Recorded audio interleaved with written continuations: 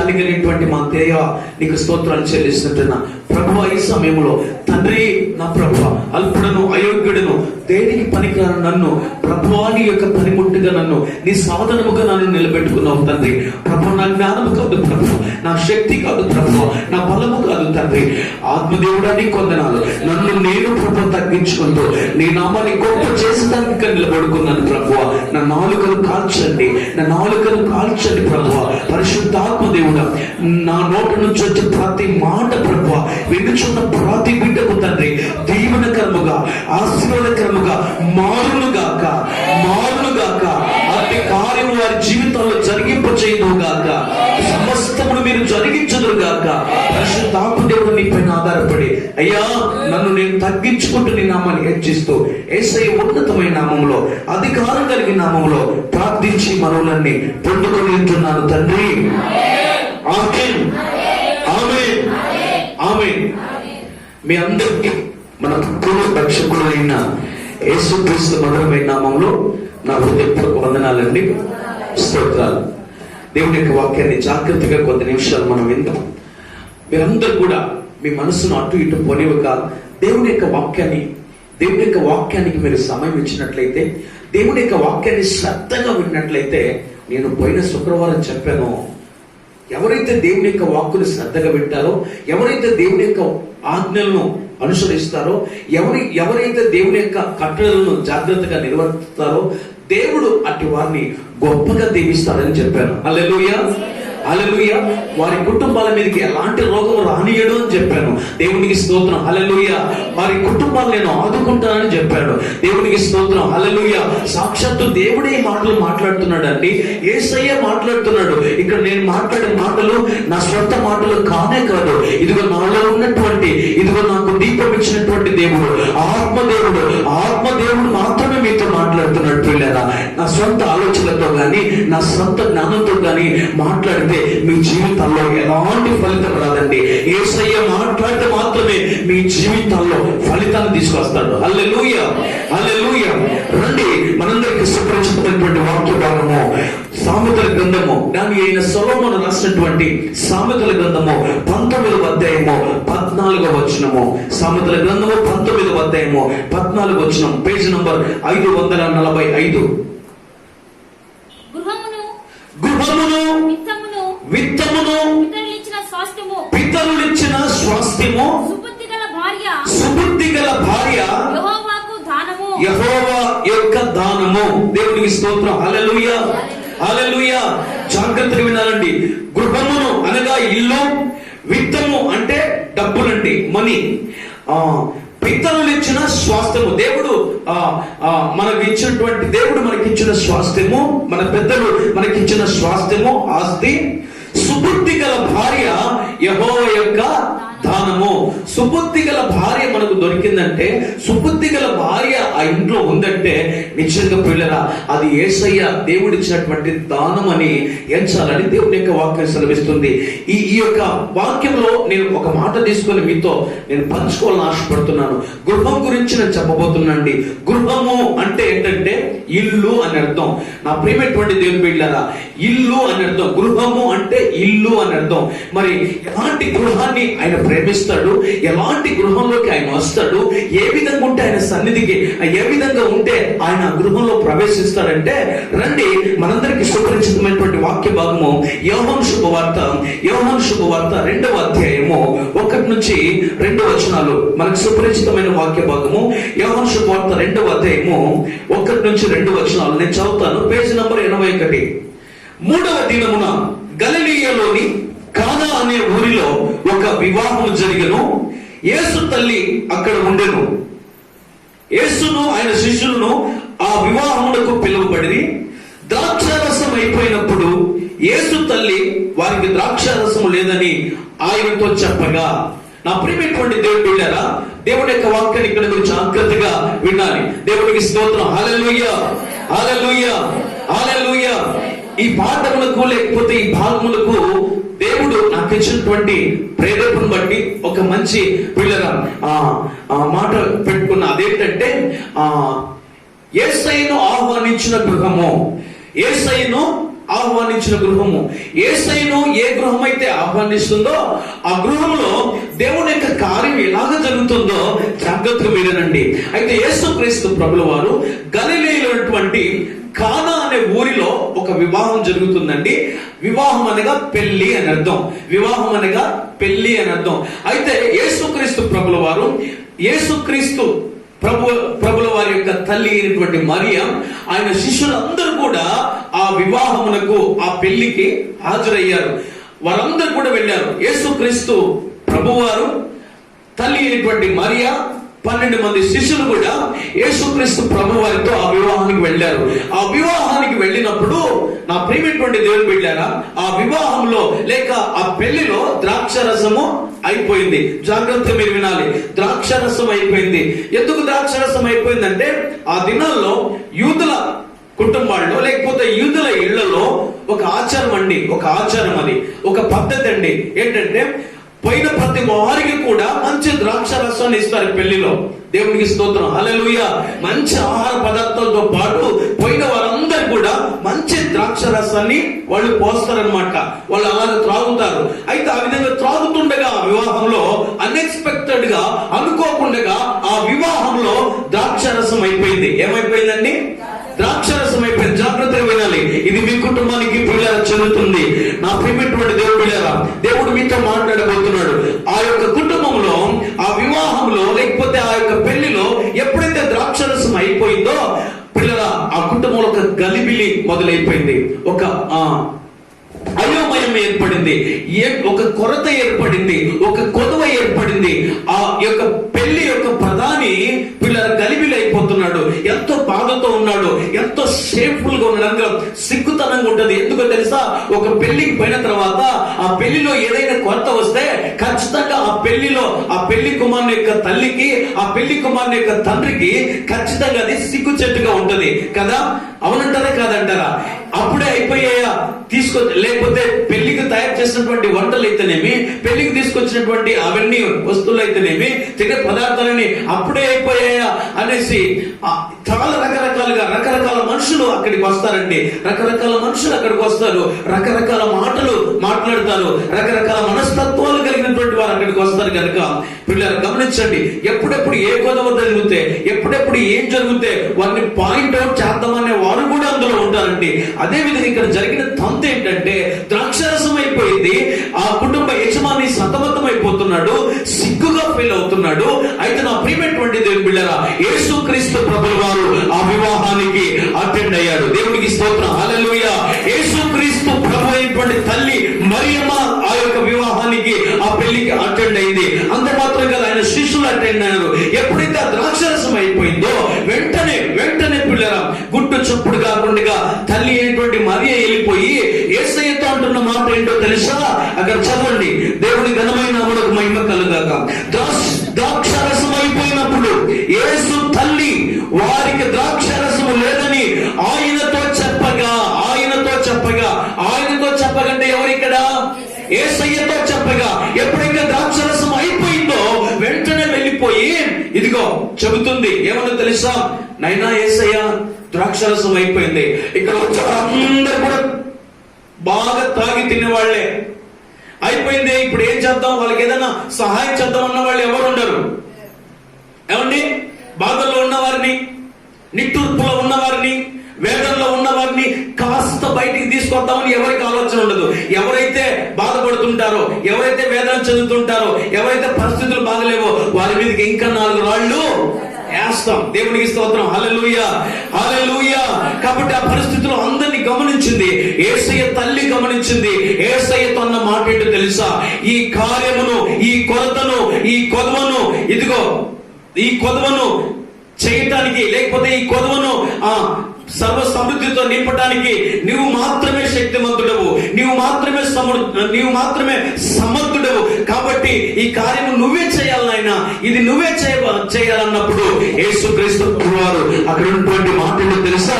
అక్కడ ఉన్న 6 రాతి బాణలను తీసుకొని వచ్చి, అక్కడ పిల్లలు గమనించండి, 6 రాతి బాణలను తీసుకొచ్చి వాటిని శుభ్రపరచండి అని చెప్పిన తర్వాత, వాటన్నిటిని శుభ్రపరిచిన తర్వాత, ఈ శుభ్రపరచడం అనేది, శుద్ధీకరణ అనేది చాలా పాఠాన్ని నేర్పుతుందండి. నేను త్వరగా ముందుకు సాగుతుంటున్నా. దేవుని ఘనమైన నామమునకు మహిమ కలుగును గాక.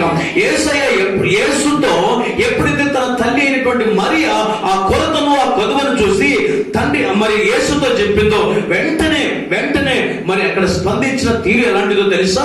నా ప్రియమైనటువంటి దేవుని బిడ్డలారా, అక్కడ పక్కన 6 రాతి బాణులు ఉన్నాయి ఇంతెత్తున. ఆ 6 రాతి బాణులు తీసుకొచ్చి వాటిని శుభ్రం చేసి వాటి నిండా నీళ్లు పోయింది అని చెప్పిన తర్వాత ఏదైతే చెప్పారో శిష్యులకు, ఏదైతే యేసు ప్రభువులు వారు చెప్పారో అదే విధముగా నా ప్రియమైనటువంటి దేవుని బిడ్డలారా, ఇదిగో ఆ రాతి బాణుల నుంచి మరి అంచుల మట్టుకు నీటిని నింపారండి. అంచుల మట్టుకు నీళ్లు నింపి ఏం జరిగిందో తెలుసా? ఇప్పుడు తీసుకెళ్లి మీరు ఫస్ట్ మొట్టమొదటిగా ఎవరైతే సిగ్గుపడుతున్నారో, ఎవరైతే పెళ్లి కుమారుని యొక్క తండ్రి లేకపోతే పెళ్లి కుమారుని యొక్క ప్రధాని ఎవరైతే సిగ్గుపడుతున్నాడో ఫస్ట్ మొట్టమొదటిగా అతనికి పోయింది, అతనికి తీసుకెళ్లి ఈ ద్రాక్షరసం ఇవ్వండి అన్నప్పుడు ఆ 6 రాతి బాణుల నిండా వారు అంచుల మట్టుకు నింపి యేసుక్రీస్తు ప్రభువు అన్న మాట తెలుసా? మొట్టమొదటిగా ప్రధాని యొద్దకు తీసుకుని వెళ్ళండి అన్నప్పుడు ఆ ప్రధాని యొద్దకు శిష్యులు ఆ ద్రాక్షరసం తీసుకుని వెళ్ళాడండి. ఎప్పుడైతే ఆ ప్రధాని తాగుతున్నాడో, ఎప్పుడైతే ఆ ప్రధాని యొక్క ద్రాక్షరసం తాగుతున్నాడో ఆ యొక్క ద్రాక్షరసము చాలా మధురంగా ఉందండి. హల్లెలూయా! ఇది నేను చెప్పే మాటలు కాదు, అక్కడ చెప్తున్నటువంటి ప్రధాని చెప్తున్న మాటలు. అయ్యో, మొదట చాలా ఆ యొక్క మనం తయారు చేసినటువంటి ఆ ద్రాక్షరసము ఇంత మధురంగా లేదు, ఇంత చక్కగా లేదు, ఇంత తీపిగా లేదు. ఇది ఎక్కడి నుంచి వచ్చింది? ఎవరు తయారు చేశారు? ఏ బ్రాండ్ ఇది అనేసి పిల్లల ఆ టైంలో అందరూ త్రాగుతున్నారు. అక్కడ రెండవసారి మూడవసారి తాగుతున్న వారు చెప్పిన మాట ఏంటో తెలుసా? మొదట మాకు జబ్బు ద్రాక్షరసాన్ని పోసి ఇప్పుడు మంచి ద్రాక్షరసాన్ని పోస్తారా అన్న మాటలు కూడా ఇక్కడ మనం చూస్తుంటున్నామండి. దేవుడి ఘనమైన నామమునకు మహిమ కలుగును గాక.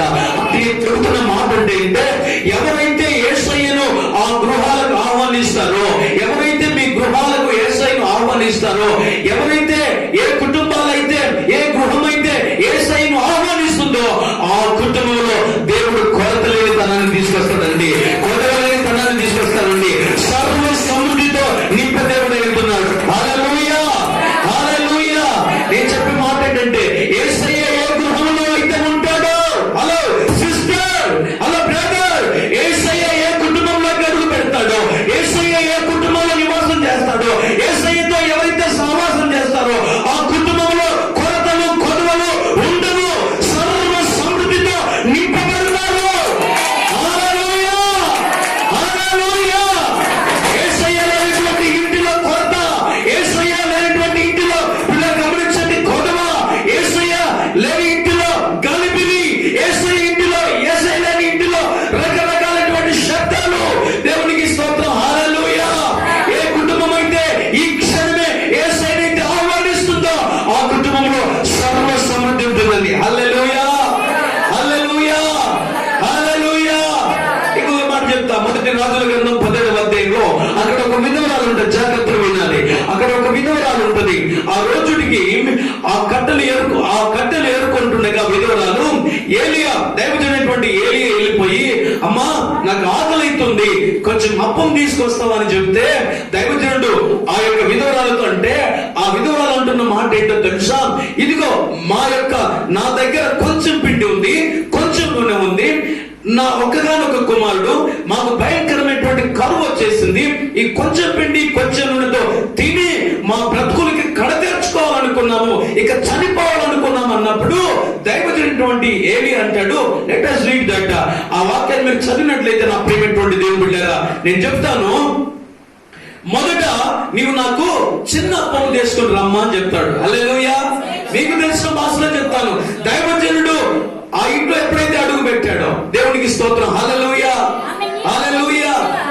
yes. ఆమె నీళ్లు తేబోచుండగా అతడు ఆమెను మరలా పిలిచి, ఆమె నీళ్లు తేబోచుండగా అతడు ఆమెను మరలా పిలిచి, అతడు ఆమెను మరలా పిలిచి నాకు ఒక రొట్టె ముక్కను నీ చేత్తో తీసుకొని రమ్మని చెప్పి, నాకు ఒక రొట్టె ముక్కను నీ చేత్తో తీసుకోమని రమ్మని చెప్పగా అందుకామె నీ దేవుడైన యెహోవా, నీ దేవుడైన యెహోవా జీవము తోడు బుడ్డిలో పట్టెడు పిండియు బుడ్డిలో కొంచెం నూనెయు. చాలమ్మా. బుడ్డిలో కొంచెం నూనె ఉంది, తొట్టిలో కొంచెం పిండి ఉంది. ఇది చేసుకొని నేను చనిపోవాలనుకున్నాను. కారణం ఏంటంటే భయంకరమైనటువంటి కరువు. దేవునికి స్తోత్రం. హల్లెలూయా! హల్లెలూయా! ఇక్కడ యేసయ్యను ఆహ్వానించిన గృహము యేసయ్యను ఆహ్వానించిన గృహములో మొట్టమొదటిగా కొరత ఉండదు, కొరత ఉండదు, సర్వ సమృద్ధి ఉంటుంది. హల్లెలూయా, గట్టిగా చెప్పండి కొట్టండి. రెండవదిగా నేను చెప్పే గృహం ఎలాంటిదంటే దైవజనుని ఆహ్వానించిన గృహము. దేవునికి స్తోత్రం. హల్లెలూయా. ఏంటిది రెండవది? దైవజనుడిని ఆహ్వానించిన గృహము. పిల్లరా, ఏలియా గొప్ప దైవజనుడు, దేవుడి కొరకు రోషము కలిగినటువంటి దైవజనుడు. బయలు దేవతలను, బయలు ప్రవక్తలను ఇదిగో వెంటబడి హతమార్చినటువంటి రోషము గల ప్రవక్త, గొప్ప దైవజనుడు ఏలియా. అయితే నా ప్రియమైనటువంటి దేవుడు పిల్లరా, ఏలియా ఆ ప్రాంతం గుండా వెళుతూ ఉండగా విధవరాలు కంటబడుతుంది. పుల్లలేరుకుంటా, అమ్మా కాస్త నాకు మంచినీళ్ళు ఇస్తావా అని అడిగాడు. మంచినీళ్ళు ఆమె తేబోతుండేనే ఇంకొక మాట అంటాడు, అమ్మా నాకు కొంచెం ఆకలేస్తుంది, కొంచెం అప్పం చేసుకొని వస్తావా, ఒక రొట్టె ముక్క ఇస్తావంటే ఆమె బదులిచ్చిన మాట ఏంటో తెలుసా? హలో సిస్టర్, హలో బ్రదర్, వినండి. ఆ యొక్క విధవరాలు భర్త లేనటువంటి ఆ విధవరాలు, భర్తను కోల్పోయినటువంటి ఆ విధవరాలు ఇచ్చిన సమాధానం ఏంటో తెలుసా? ఇదిగో నా బుడ్డిలో కొంచెం నూనె ఉంది, నా తొట్టిలో కొంచెం పిండి ఉంది, అది చేసుకొని నేను నా కుమారుడు చనిపోవాలనుకుంటున్నావు అన్నప్పుడు, మొట్టమొదటిగా నేను ఏదైతే చెప్పానో అది నువ్వు చెయ్యమన్నప్పుడు, నా ప్రియమైనటువంటి దేవుడు లేదా ఆ విధవరాలు వెళ్ళిపోయి ఏం చేసిందో తెలుసా?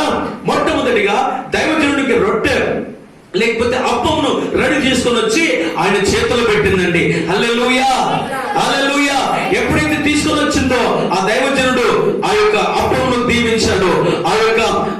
దీవించాడు, లేకపోతే రొట్టెను దీవించాడు, ఆ కుటుంబాన్ని ఆశీర్వదించాడు.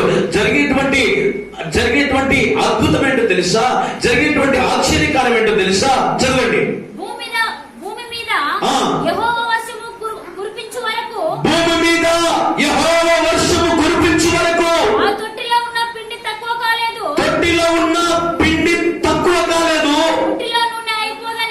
బుడ్డిలో ఉన్నటువంటి నూనె అయిపోలేదని ఇశ్రాయేలు దేవుడని యెహోవా సెలవిచ్చుచున్నాడు. ఆమేన్. గట్టిగా చప్పట్లు కొట్టి దేవుని నామముని మహిమపడదాం. కరువు పూర్తయ్యేంత వరకు దేవునికి స్తోత్రం. హల్లెలూయా. ఆ ఊరిలో కరువు పూర్తయ్యేంత వరకు ఆమె యొక్క తొట్టిలో పిండి అయిపోలేదండి, బుడ్డిలో నూనె అయిపోలేదు. ఆ ఊరికి ఆమెనే ధనవంతురాలు. హల్లెలూయా, హల్లెలూయా. గట్టిగా చప్పట్లు కొట్టండి. అందరితోనే తన యొక్క ప్రాణాన్ని ముగించుకోబోతున్నా, ఇక ఎందుకు బ్రతకాలి, ఇంకా నశించిపోవాలి, ఇంకా చనిపోవాలని డిసైడ్ అయిపోయినటువంటి ఆ కుటుంబంతో, ఆ విధవరాలితో ఇట్లా దైవజనుడు ఎప్పుడైతే ఆ గృహంలో, ఆ ఇంటిలో అడుగు పెట్టాడో దేవుడు అద్భుతాన్ని చేశాడు. హల్లెలూయా, హల్లెలూయా. ఏ ఇంటిలో అయితే దైవజనుడు అడుగు పెడతాడో ఆ కుటుంబం గొప్పగా దీవించబడుతుంది, ఆ కుటుంబం కొరతలన్నీ తీర్చబడతాయని పిల్లరా ఇందాక మనం చదువుకున్నాం. ఇంకొక మాట చెప్తాను. 2వ రాజుల గ్రంథము 4వ అధ్యాయం 9 నుంచి 10 వచనంలో అక్కడ ఒక ఘనమైనటువంటి స్త్రీ ఉందండి, ఒక ఘనమైన స్త్రీ ఉంది. 2వ రాజుల గ్రంథము 4వ అధ్యాయము 9 నుంచి 10 వచనం చదివితే అక్కడ ఒక గొప్ప దైవజనుడు కనపడతాడు. రైట్. మన యొద్దకు వచ్చుచూ పోవచ్చున్నవాడు, మన యొద్దకు వచ్చుచూ పోవచ్చు ఉన్నటువంటి వాడు, భక్తిగల దైవజనుడని, అమ్మ జాగ్రత్తగా వినాలి, మన యొద్దకు వచ్చుచూ వెలుచున్నటువంటి వాడు భక్తి గలవాడు, భక్తిగల దైవజనుడని నేను ఎరుగుదును, భక్తిగల దైవజనుడని నేను ఎరుగుదును. కావున మనము అతనికి గోడ మీద ఒక చిన్న గది కట్టించి, అతనికి మన ఇంటి పైన ఒక చిన్న గది కట్టించి, అందులో అతని కొరకు ఒక చిన్న బల్ల వేసి, మంచము, పీఠ దీపస్తంభము ఉంచుదాము. హల్లెలూయా. ఇక్కడ ఎలీషా దైవజనుడు అండి, ఆ ఊరిలోనే గొప్ప గనురాలామె. ఎలీషా దైవజనుడు, ఈయన రోషము కలిగినటువంటి దైవజనుడు, రోషము గల ప్రవక్త. అయితే ఆ ప్రాంతంలో పిల్లరా సేవ చేస్తుండగా ఆ ఘనమైనటువంటి స్త్రీ ఇక్కడ రాయబడింది, ఆమె గనురాలు, సునేమిరాలు. ఆయన ఘనమైనది అనగా ఏ కొరత లేనిది, ఏ కొదవ లేనిది, సర్వ సమృద్ధి ఆమెకుంది. ఒకడు రమ్మంటే వస్తాడు, ఒకడు పొమ్మంటే పోతాడు. ఏ కొరత కొదవలు ఆమెకు లేవు. అయితే అక్కడ జరిగినటువంటి పిల్లల కార్యం ఏంటో జాగ్రత్తగా చెప్తాను వినండి.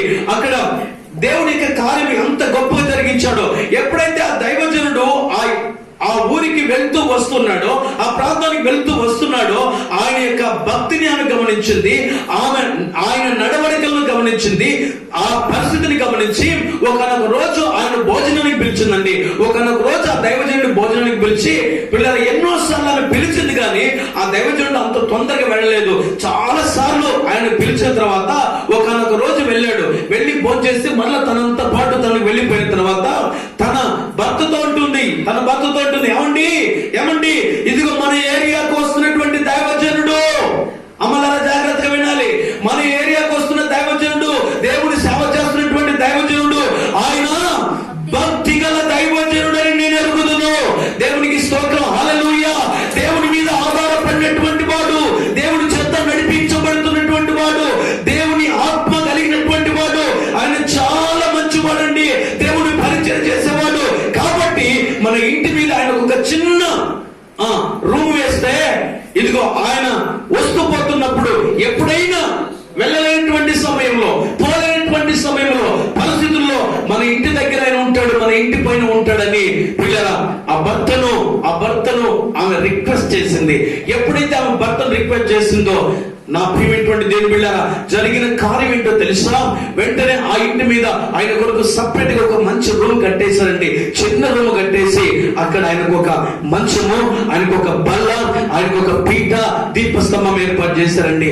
అక్కడ దైవజనటువంటి ఎలీషా ఉన్నాడు, ఆయనకు అసిస్టెంట్ అయినటువంటి గెహాజీ ఉన్నాడు. వాళ్ళిద్దరు కూడా పిల్లలు ఆ ఊరికి పోయినప్పుడల్లా సువార్త ప్రకటించిన తర్వాత, దేవుని సేవ చేసిన తర్వాత వెళ్ళిపోయి ఆ ఇంట్లో బస చేసేవారు, నిద్రించేవాళ్ళు. ఆ సమయంలో ఈమె వారికి కావలసినటువంటి అన్న భోజనాలు ఏర్పాటు చేసేసేది. నా ప్రియమైనటువంటి దేవుని పిల్లల అలాగే కొన్ని రోజులు జరిగిన తర్వాత ఒకనొక రోజు ఆ ఊరి నుంచి ఆయన బయటికి వెళ్ళిపోవాల్సి వచ్చింది. అంటున్నాడు కదా ఎలీషా, అయ్యా మనం ఇక్కడ నుంచి మనం బయలుదేరుతున్నాము, మరొక ప్రాంతానికి వెళ్తుంటున్నాము. ఇదిగో ఈ కుటుంబము ఇంత చక్కగా, ఇదిగో ఎంతో భయముతో భక్తితో, ఆ మాట ఎంత చక్కగా రాశారంటే,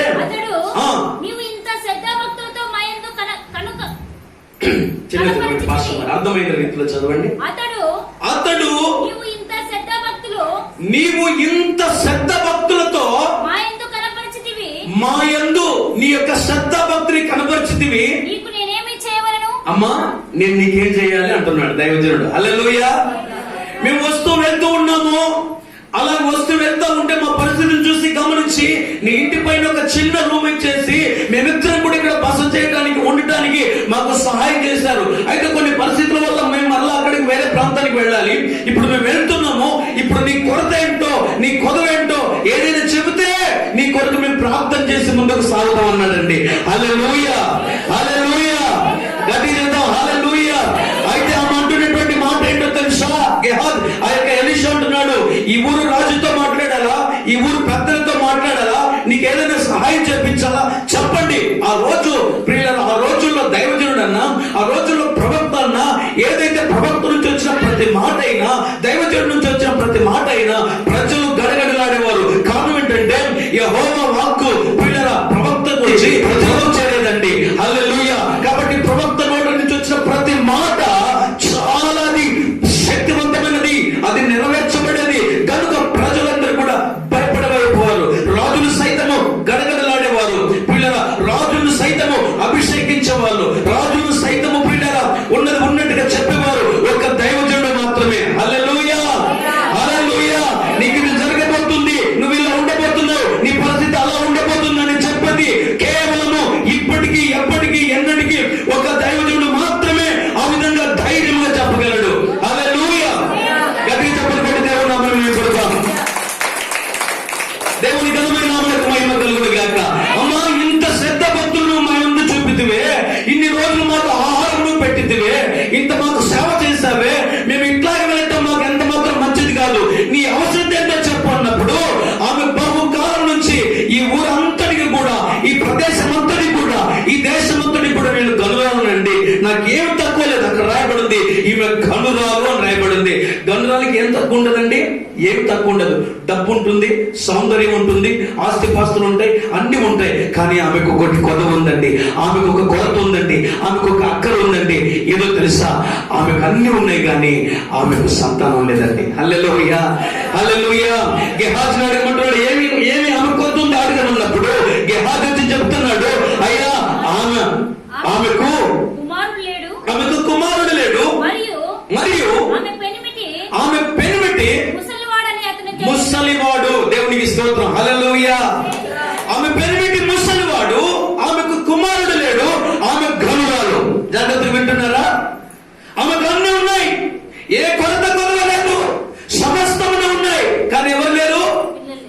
పిల్లలు లేరు, కుమారుడు లేడు.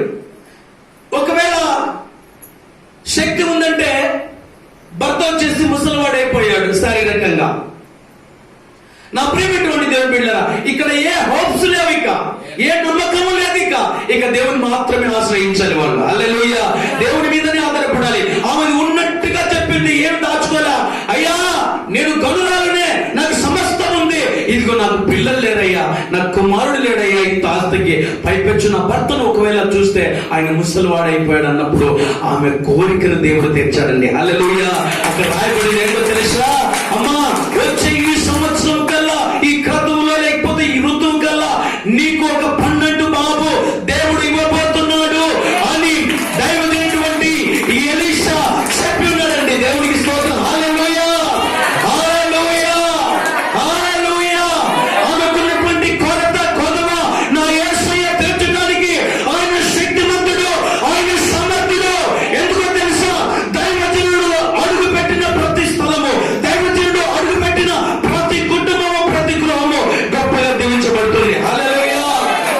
ఎన్ని రోజులైతుందో నీ దైవజనుడికి నువ్వు కడుపు నిండా అన్నం పెట్టి, ఒక మంచి కడుపు నిండా అన్నం పెట్టి, ఒక శ్రేష్టమైన కానుక ఇవ్వక. Let us think. మీకు సేవ చేస్తున్నటువంటి మీ దైవజనుడికి దేవుడు చెప్తున్న మాట ఇది, నేను చెప్పట్లేదు. సిస్టర్, బ్రదర్స్, మీకు ఇక్కడ సేవ చేస్తున్నటువంటి దైవజనుడికి, దైవజనుడి కుటుంబానికి ఎన్ని రోజులైందో.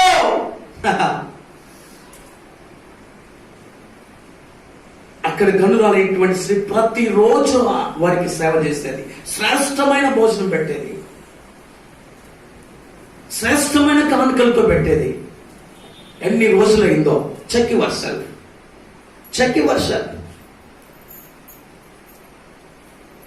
ఆ విధంగా ఎవరైతే ప్రవర్తిస్తారో, ఆ విధంగా ఎవరైతే ముందుకు సాగుతారో, సమస్తాన్ని మనము పనికిరాని వాటన్నింటి కూడా వాటప్పుడు పరిగెత్తుకొని వాటికి ఖర్చు పెడతాం. కానీ నీ కోసం ప్రయాసపడి, నీ కోసం కన్నీరు గార్చి, నీ కోసం సమస్తాన్ని త్యజించి, నీ ఆత్మీయ స్థితి కోసం, నీ బాగు కోసం, నీ రోగం కోసం, నీ వ్యాధి కోసం సమస్తం నువ్వు బాగుగా ఉండాలి, నీ పిల్లలు బాగుండాలి, నీ భర్త బాగుండాలి, నీ భార్య బాగుండాలి, నీ కుటుంబం అంతా బాగుండాలని ఎవరైనా చూస్తారో, వారు ఎవరైనా కన్నీరు కార్చి ప్రార్థన చేస్తున్నారంటే వారు ఒక దైవజనుడు మాత్రమే. అలాంటి దైవజనుడు కుటుంబాన్ని, అలాంటి దైవజనుల కుటుంబాన్ని ఏ రోజైనా ఎప్పుడైనా వారికి శ్రేష్టమైన భోజనం పెట్టి, శ్రేష్టమైన కానుక ఇచ్చే ఎన్ని రోజులైందో. Check your self. ఉందా దమ్ము, ధైర్యం చెప్పేదానికి?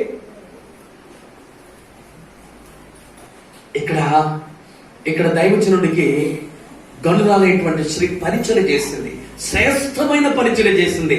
కనుకనే ఆమె కొరత తీర్చబడింది, కుమారుడు అనుగ్రహించబడ్డాడు. హల్లెలూయా. అక్కడ రాయబడింది, ఆమెకు కుమారుడు అనుగ్రహించబడెను. కుమారుని వచ్చే సంవత్సరం కల్లా కనిందండి. ఆ యొక్క ఆస్తి పాస్తులంతటి కూడా అతను ఏమైపోయాడు? చక్రవర్తి అయిపోయాడు. హల్లెలూయా. ఆయన ఆశ్రయించే వారికి ఏ మేలు కొదవ ఉండదు. ఏ కుటుంబం అయితే దైవజనుడికి ఆశ్రయం ఇస్తుందో, లేకపోతే ఏ కుటుంబం అయితే దైవజనుడిని మరి ఆశ్రయిస్తుందో, లేకపోతే ఆశ్రమిస్తుందో, లేకపోతే ఆహ్వానిస్తుందో, ఆ కుటుంబంలో కొరత కొదవ లేకుండా సర్వ సమృద్ధితో నింపబడ. హల్లెలూయా. గట్టిగా చప్పలు కొట్టి దేవుని నామమున మహిమపడతాం. రైట్. చివరిగా